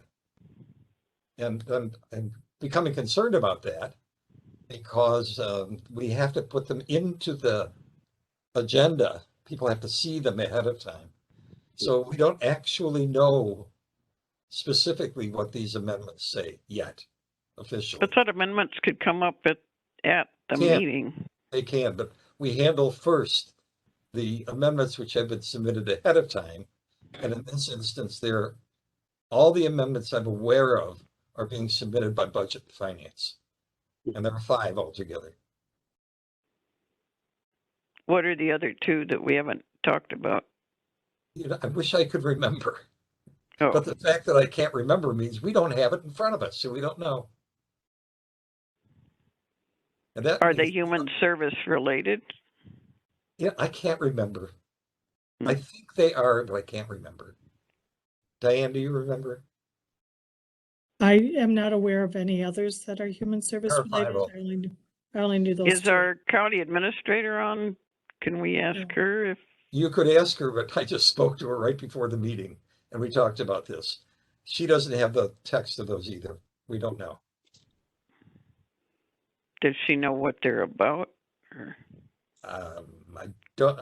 She knows those 3 that we talked about, but I don't think she is aware specifically what the other 2 are. So Supervisor Schneider and the rest of the committee, I can reach out to the county administrator and review if there are, what all the amendments are that have come forward related to human services and make you aware. That would be great. Okay. I like to think about things. We are doing the budget a little differently this year. We are not going through the budget department by department. We are going to consider the amendments submitted ahead of time first, and then the amendments from the floor. And then we're voting on the budget. So that's quite a change for the people who've been on the board for a long time. Supervisor Debates will remember times when we spent hours and hours and hours going through every single department. We're not doing that. We send the budget book out. We expect people to read it. If they do have questions, they can ask the questions, but we're not doing a detailed department by department discussion.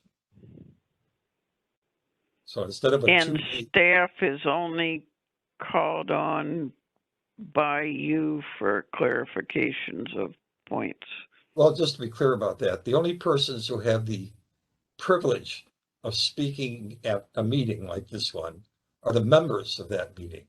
And if there's somebody else who has material that's important to present, or one of the members wishes to have present, that person has to say to the board, I'd like to call on so-and-so, and then the board chair will usually say, without objection, meaning unless there's someone in the assembly who objects, we'll now call on this person. Otherwise, you just have this cacophony of people wanting to speak. Only the members have the privilege of speaking. Anyone else has to have permission. What if somebody objects to calling on a staff member? Well, there are 2 ways you can deal with that. the chair can make the decision and accept the objection, or I can call for a vote of the assembly. I would think in most instances, I would make a decision. And I can't think of a reason why we wouldn't want to have someone present clarifying information. They don't have to state their objection, though. They could just say, I object. Yes, that's correct.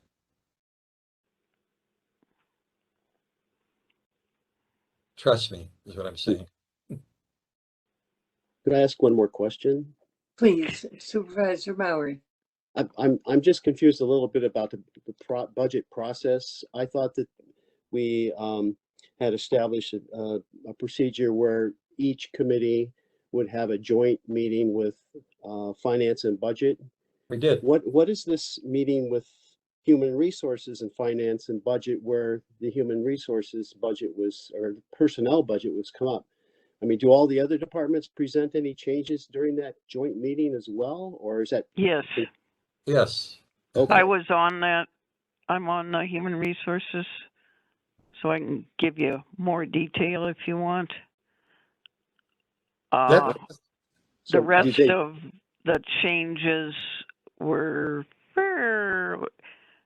they were all dealt with in a 4-hour meeting, and then human services was dealt with in a separate 2-hour meeting because nobody's bladder could stand any more meeting the first day, I guess. So, and the vote was not a unanimous vote.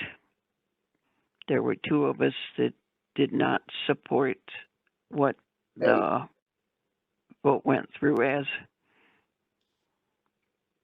Judy Gatlin was the other one who joined Catherine. Okay, thank you. Supervisor Maury, to answer your question, 2 years ago, we made the change to have budget and finance meet with each of the committees rather than what we had before that, which was the administrator going to each of the committees working on their budgets, and then having budget and finance go back through the same list of people. We combined the two.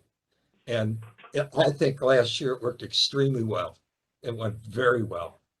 And then we did the same thing this year. Budget and finance met with each of the committees as they were doing their budget. And that gave budget and and they had the administrator's budget are there in front of them. And that made it much easier because then budget and finance could ask whatever questions it had, and we didn't have to duplicate meetings. It saved a tremendous amount of time. But So- I think where it went off the rails was human resources. Yeah, they're about new positions, Right. but then it kind of gets into that thing that we were talking about earlier, of where somebody is trying to tell you how to do your business, and Well, it I would put that went off the rails. Put it a little differently. I think human resources began talking about the positions, those particular positions, in a way that they usually don't talk about positions, and that is by handling the budget aspect of the positions. A committee may only handle what's in its purview. So it doesn't matter if human resources would make some kind of action about something that has to do with the budget coming out of their committee. It has no force whatsoever. A committee can only take action on its own purview. And that may have been where it went off the rails there. Dr. Maury. Yes. Please. Sorry, that was habit there. Supervisor Maury. Did that respond? That's helpful. Okay. We have followed the same procedure. The procedure I I'm would talking like, about is I'd different. like to It's suggest, handling only amendments and then making a vote. right. It shortens it by hours, I think. We'll I'd see. like to suggest a couple of things as we look in particular of the positions that we are requesting. I think the areas we need to cover and cover well are the justifications for the positions.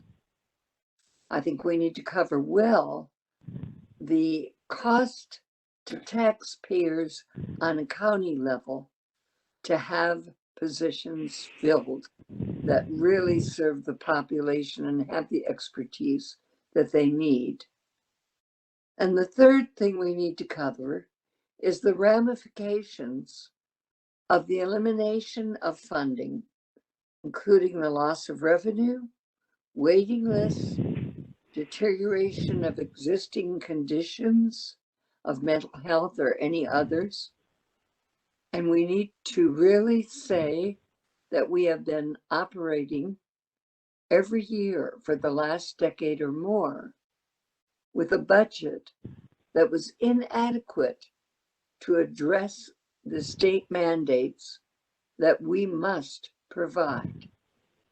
And so simply carrying budget items over from one year to the next is not a practical solution for the really critical issues that are being faced by the people who live in our county. Supervisor Bates, would you be willing to put that in an email and send that to us?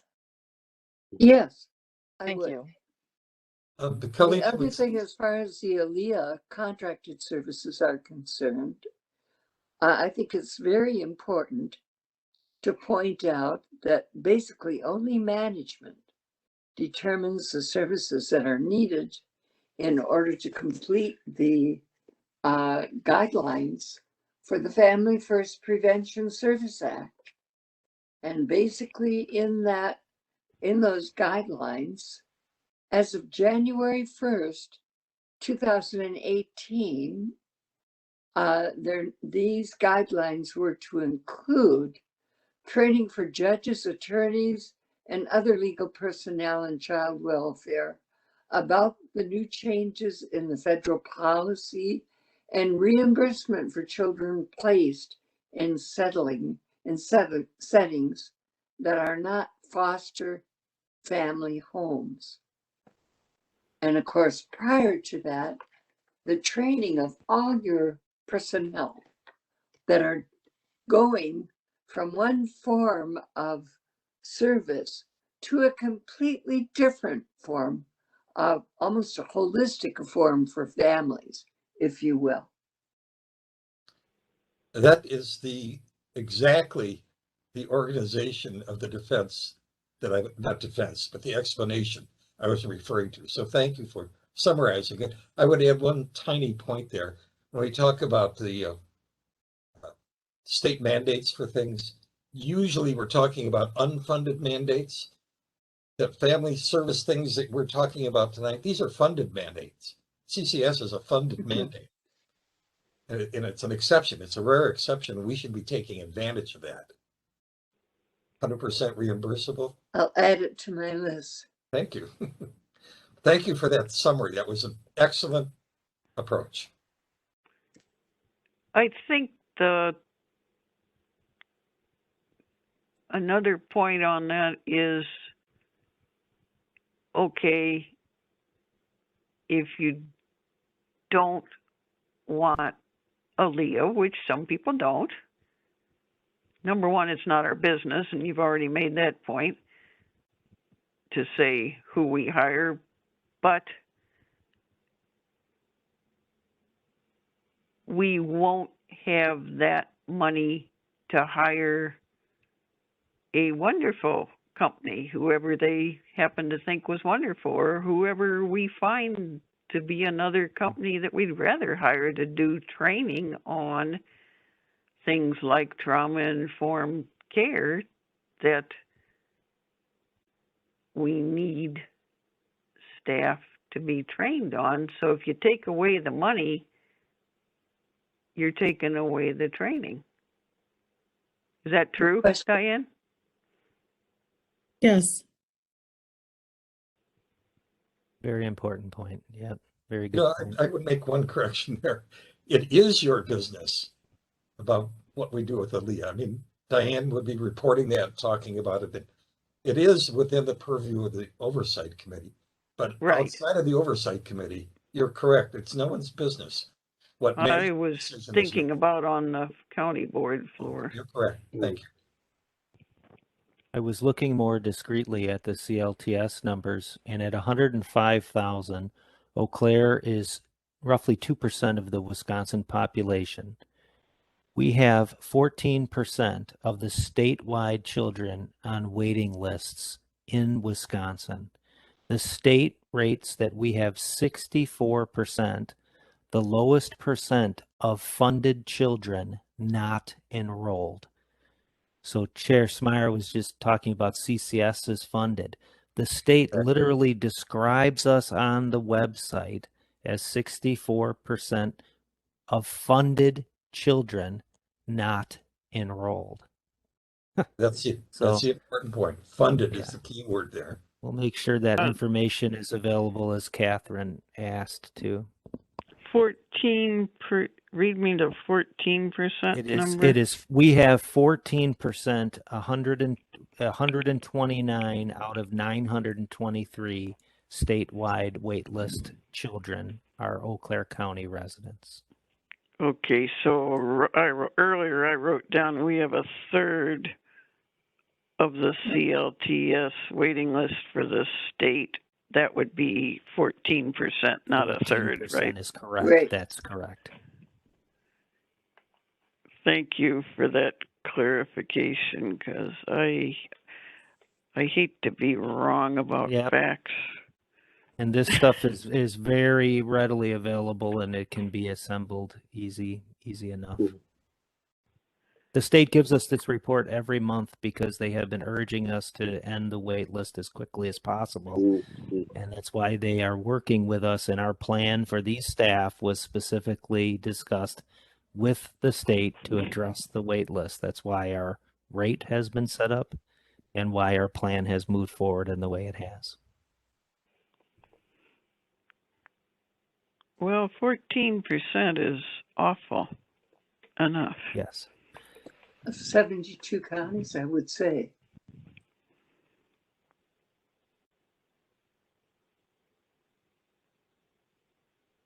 So I have one more question from McKinney. Please, go ahead. Could someone that works in the department identify for me what would a child's issue be that's on the wait list? My heavens. It could, the waiver primarily serves 3 target groups. So it's children with developmental disabilities. So anybody who has a cognitive disability or an IQ score that is under 70 for a genetic or accident-related injury would be in a developmental disability category. Down syndrome is more of a well-known developmental disability, but Asperger's syndrome, there are many developmental disabilities out there. And then the second target group of children are children who have physical disabilities. This would be children who might be paraplegic or quadriplegic or have blindness, other types of disabilities that are of a physical body nature. And then the last group is kids who are severely emotionally disturbed. And these are kids who are having long-term care needs because of behavioral challenges due to mental health conditions. So a little different focus than CCS. It is for long-term care needs, meaning it's not expected to go away. Okay. They work very closely with the CCS program. Some people are dually eligible for both programs. You might get your respite and your long-term care needs and your foster care placement partially paid for in CLTS, but then the CCS workers might be working on a program with you too for recovery, to help your family with recovery from whatever condition they might be experiencing. Okay, I find that really helpful, and I would like to focus on that aspect of making making these real people with real problems. And Amen. I don't know if that will be helpful, but that will be my focus then.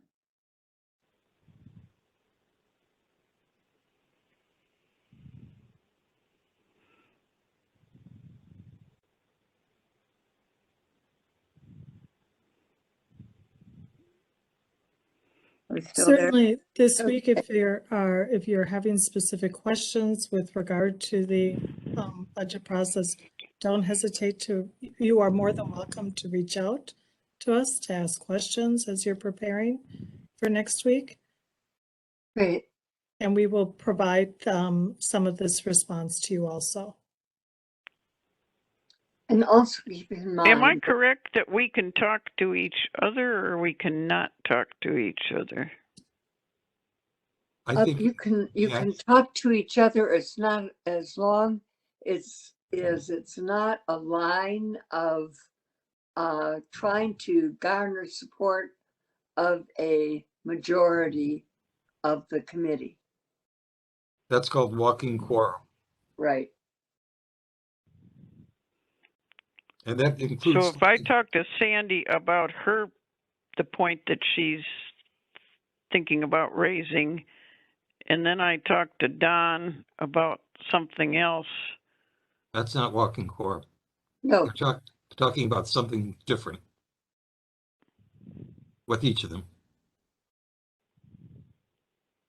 It's talking with a group or a series in a group about the same topic for the purpose of affecting the vote. That's a walking quorum. Gathering votes.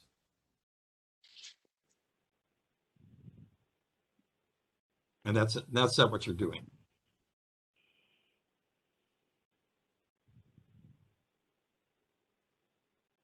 So, Kathy, did I answer your question? Yes. Okay. Okay. Are there any other questions that you'd like to raise? And keep in mind that if you're unsure as to a particular point that you want to make for county board supervisors, do check with staff. For individuals that are citizen members, if there's a particular issue that you would like to see to be a part of this discussion, contact your colleague on the Human Services Board that is a county board member and share that concern, share that particular issue with them. And or there is public comment at next week's meeting. And there is. Yes. If our citizen members would like to take advantage of that, there is nothing that keeps them from doing that as citizens.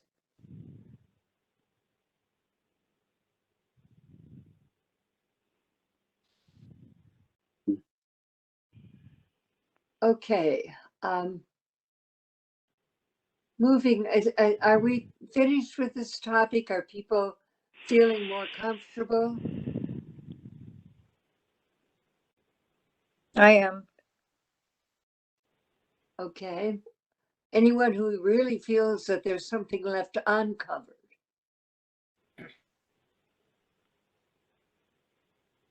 I'm not hearing anything. So I'm going to move on to the next item on our agenda. And thank you, staff, very much so, for all of your input and all of your expertise and helping us to certainly defend the budget that we have before us. Report on the Wisconsin Counties Association conference. There were a number of us that were at that conference, and I would invite anyone to share their experiences. I'll start. I went to a workshop on mental health. In fact, there were a couple of them. The one I went to simply talked about the fact that we have an increase in need, and we're not alone in that particular area at all. Almost every county in the state has experienced an uptick in need for mental health services. The unfortunate part of it is that there are less resources to fall back on, including professionals that can be a part of your network of care. So in looking at basically what they were encouraging individuals to do is to share somewhat their concerns and also their success stories as to ways that they really worked to be able to address a number of the issues. I think the good news was that for those of us that were there from Eau Claire County, we were kind of thinking, we're doing that. And I may indeed not have represented that opinion by everyone, but I certainly felt that Eau Claire County has been on the road to looking for solutions to the issues that COVID has raised, to the issues of unemployment, to the issues of low-wage job, to our housing, lack of housing. All of those things create crisis situations and issues for families. So that was one of the things that I felt was really important for me to take back home with me. Now, others, would you like to add to what your experience was at the conference? Sandy, I think you were there. No, I was not. Oh, excuse me. Did anybody come back with good ideas?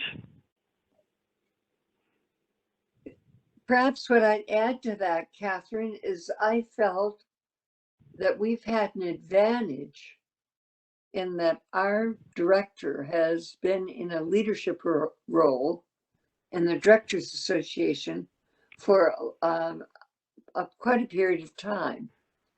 And she has been not only informing people and onboarding people, if you will, as far as some of the issues that we've talked about, including the failure of the foster care issue, failure of what we had been doing.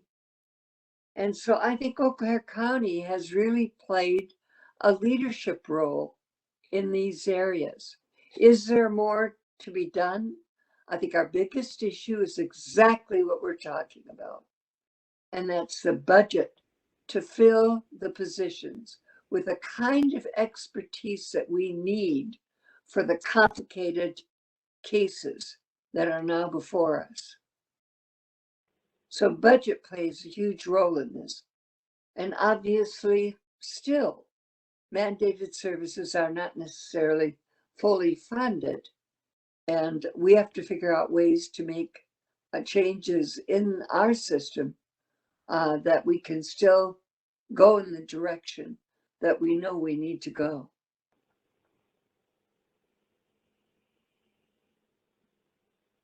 Anyone want to add?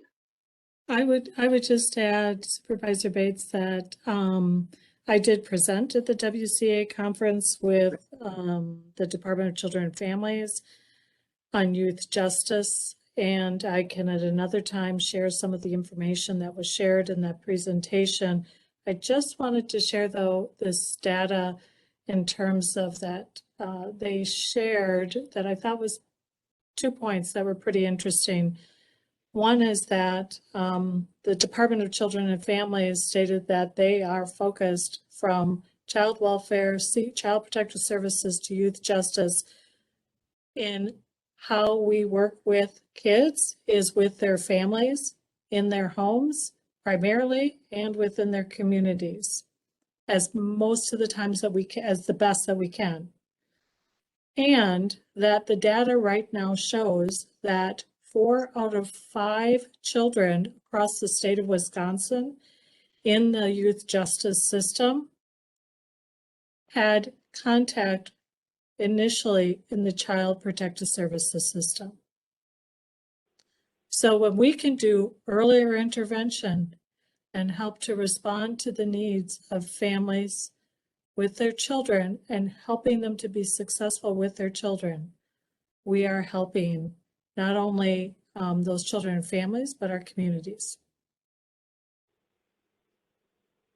In layman's language, are you saying that 4 out of 5 of them were abused kids and now they're in the justice system? According to the data they shared, 4 out of 5 youth in the youth justice system started or had some sort of connection to the Child Protective Services system first. And that's abused, right? In Child layman's Protective language. Services, it would be Abuse, neglect. abuse and neglect. There may Wow. or may not have been. They may have been determined not to have been abused. Right, Correct. but They're not suspected abused. or whatever. Right. That's Wow. abuse or neglect. And when you look at the Child Protective Services system, the highest percentage of referrals is related to neglect. Right. Wow.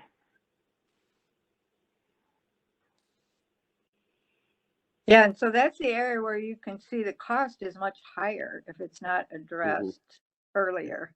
Mhm. We're going to pay a lot more money in looking at the bigger picture. And I could be wrong, but I believe that the last figure that I heard, that children that were in the foster care system, 58% of them ended up in the youth justice system. Right. And it's not as if we've solved the meth crisis or the opioid epidemic or COVID-19. No. Treatment and recovery is highly needed. And the interesting part of that, it's not just treatment by the usual methodologies. It's really and truly specific, specialized treatment for a lot of these kids because of the trauma. And their families. And their families.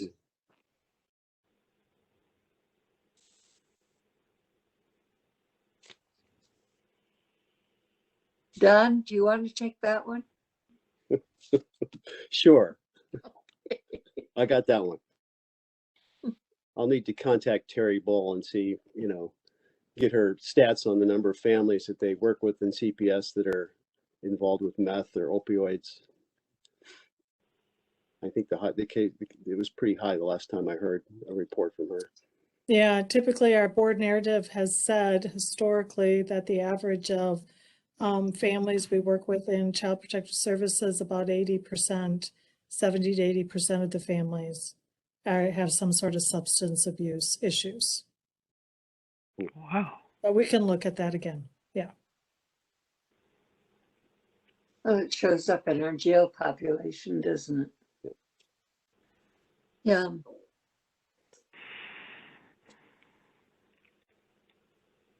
Are we okay? No, but I guess it's time to go. I'm okay, you're okay. Well, hopefully you have information that you can start with, and obviously you might want to do a little more digging to make your point even stronger. But I think this has been a very worthwhile discussion for this year. Are there, at this point, Diane, we have on a future agenda items, prevention services. If you as a board member have other items, once we will be eventually be over the budget, if there are other items that you would like to have more information on, and in particular, whether that be on contracting services that we're doing or a particular population we're serving, by all means, get that request back to Diane. We're very happy to be able to address any of your concerns on our agendas. So I believe that we have completed our agenda. And at this point in time, I'd like to thank you for your time and your efforts and your loyalty to this department. And we are adjourned. Thank you. Thank you, everyone. Thank you. Take care. Now. Bye-bye. Good night.